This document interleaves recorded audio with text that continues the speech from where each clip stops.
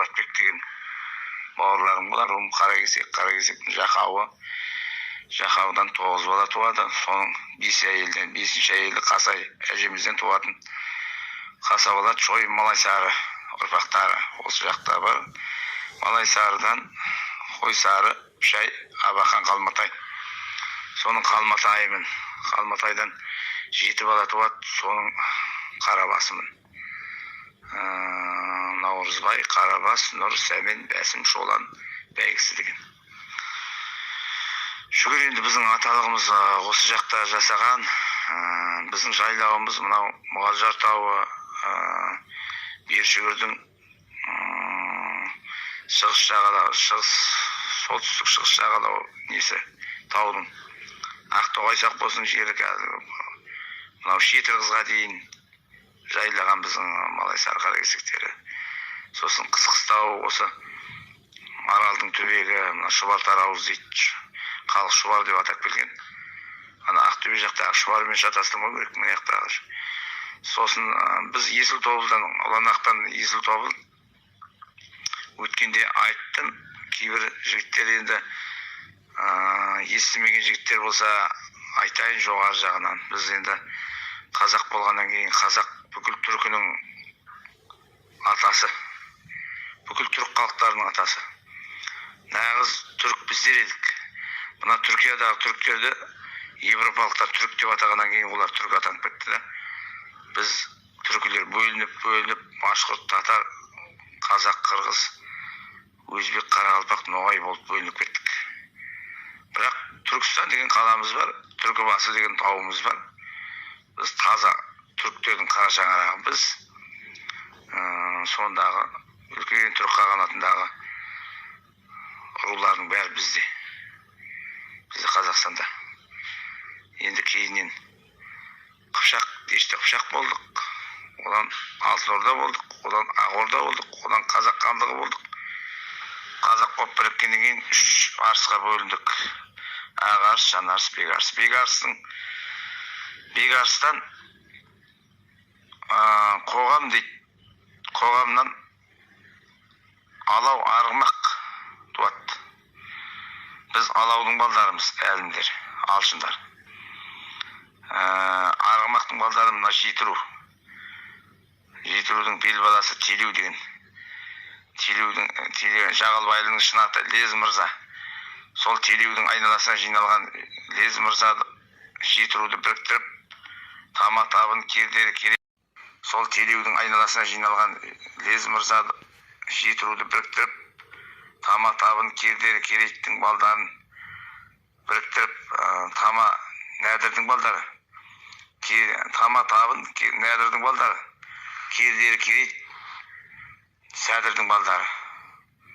Сонымен жетата Жетіру болып, олар арғымақтың балдары болып кетеді. Біз алаудан алшынбыз. Алшыннан алшыннан жалғыз бала туады. Құдияр Тентек деген. Тентек адам болған Құдияр. Сол Құдиярдан 2 бала туады. Қайыр қожа, Қыдыр қожа. Қайыр қожасы Қаракесек, Қыдыр қожасы Байлы. Байлының 3 баласы бар. Сұлтан Сейіқ, Бақыт Сейіқ, Құрман Сейіқ. Ал Қаракесектің 3 баласы бар. Байсары, Әлім, Шөмен. Байсары мына кете атанып кеткен қаракетелер.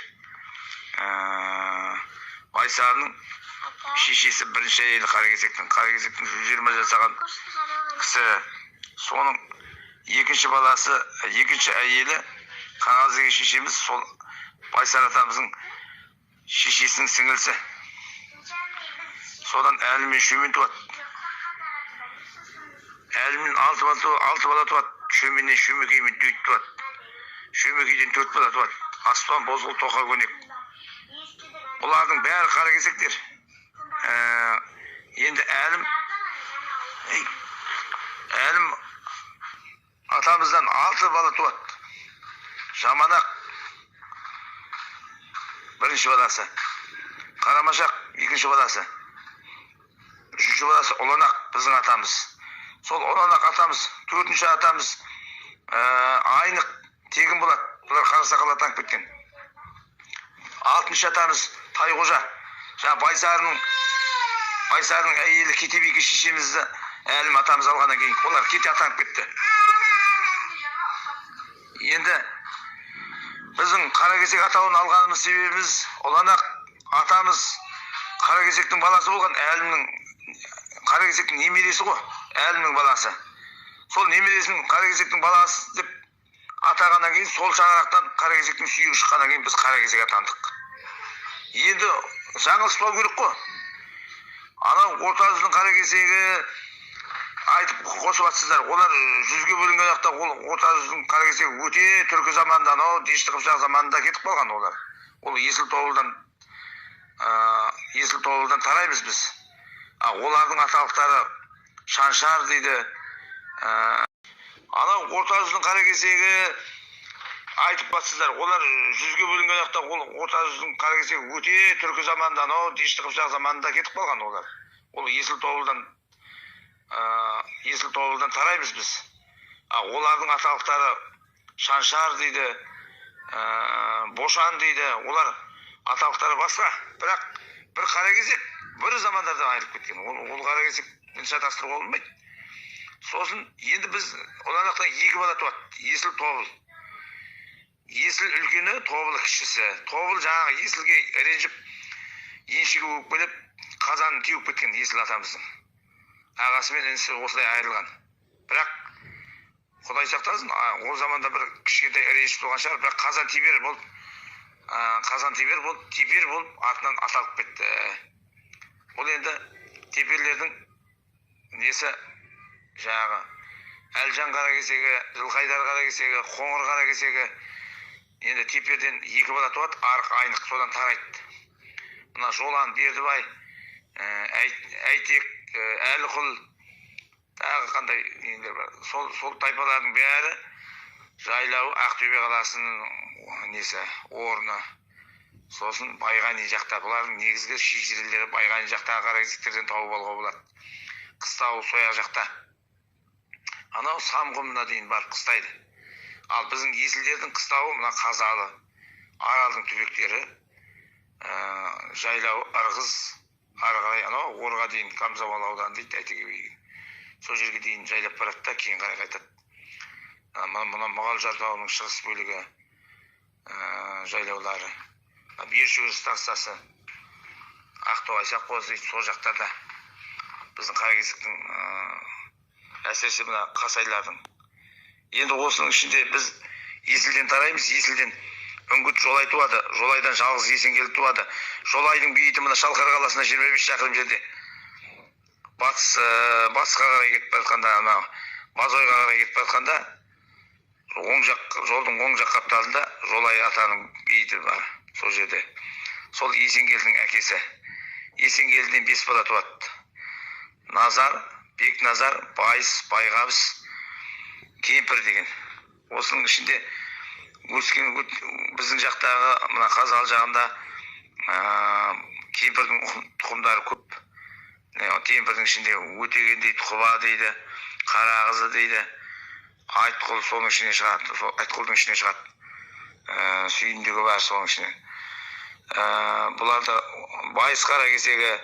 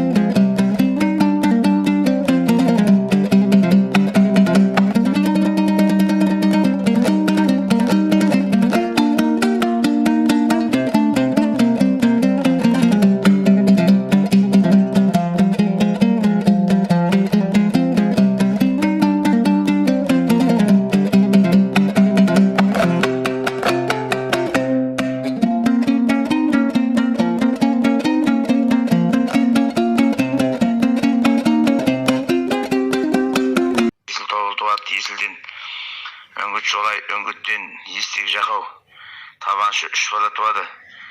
Сол Жақау атамыз бір замандарда Арал ауданында Үргеншбай Қуатов деген жақайым тарихшы бар. сол Жақау атамызды зерттеп жүрген адам. Жақау атамыздың бейіті Қазалының қасында, Бозгүл Сақбоздың қасында 10-20 шақырым жерде Бестам деген жерде бейіті бар дейді. Кезінде енесі болған, үйтаны болған, бірақ уақыт өте құлаған. Енді сол жерге барып, Жақаудың балдары барып, көріп қайтамыз деп, әне барамыз, міне барамыз деп қол тимей жүр. Енді осы Жақау атамыз қандай адам болған? Мына Әйтекенің бабасы, Әйтекенің әкесі Байбек, Байбектің әкесі Ақша, Ақшаның әкесі Сейітқұл. Ол Сейітқұлдан да үлкен адам болған Жақау. Сол кезде Жақау атамыз мынау Хақназар ханның тұсында өмір сүрген. Хақназар ханның уақытында мына кіші жүз Ноғайлыдан бөлінген қазақтар енді кірген. Біз анау Керей мен Жәнібектің уақытында біздің алшындар Ноғайлы хандығының құрамында болғанда, кейіннен барып Хақназардың тұсында барып қазақ хандығына кірдік. Сол уақытта мына 40 мың үй әлімді басқарған хан Жақау атанған екен біздің атамыз. Оны Жақайым Үргеншбай Қуатов деген ақсақал жазып отыр. Қазір жасы 80-ден асты. Тоқабай елді мекенінде тұрады.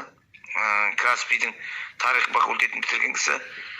Ол және де жалғыз Жақау атамыз емес, ол Ғани Мұратбаев жайлы, Мақаш Балмағамбетов, Совет одағының батыры туралы да тарихи нелерді, әңгімелер жазып жүр. Кітаптары шықты. Сол кісінің дерегіне сүйеніп, мен де айтып отырмын осы әңгімені. Жақау атамыз мына бір соғыста, мынау қазіргі Шұбардың қасында анау Қалмақ қырылған деген жер бар.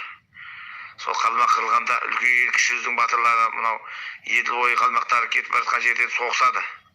Сонда соғысқанда мынау Назар Шүренің Тілеуқабақтың атасы, Назар Шүренің атасы ғой. Айтпен Бұжыр бір туады, Айттан Тілеуқабақ туады. Назар Шүрен Бұжырдың балдары. Сол Бұжыр батырменен екеуі бір шайқаста соғысып, екеуіне Қалмақтың Қонтайшының қызы Қасай Жекей екеуі Олжаға бөлініп береді. Үлкен Қасайды Жақау атамыз алады да, кішісін Жекейді мына Бұжыр батырға береді. Мына Бұжырдың екінші әйелі Қасай әжемізден 3 жыл туып, Қасаболат Шой Малайсары туады. Қасаболат атамыз батыр болып, 15 жасында жауға шауып, қазақтың діңін қара діңін атарып, Есім ханның шайқастарына қатысқан дейді. Есім ханның сарбаздарының бірі болған. Сол Қасаболат атамыздан 3 бала туады. Балық, Қайдаулы, Бесбатыр. Сол ona Бесқоспаларда бар екен, Бесқоспада тұқымдары бар екен, Қазалжықта да бар. Сол Қасаболат атамыз туралы айтылған әңгіме бар. Қасай әжем болмаса Қасаболат қайдан туады деген. Ол негізі біз кейінгі ұрпақтар айтқан ғой. Сол уақыттағы шалдар Қасай келін болмаса Қасаболат қайдан туады деп айтқан. Енді ана Жақаудың батырлығынан да өткен деп сипаттағандағысы ғой. Сонымен ана Қасаболат атамыздың бейіті ана қара Тереңөзек деген жер бар, Қызылорданың бер жағында.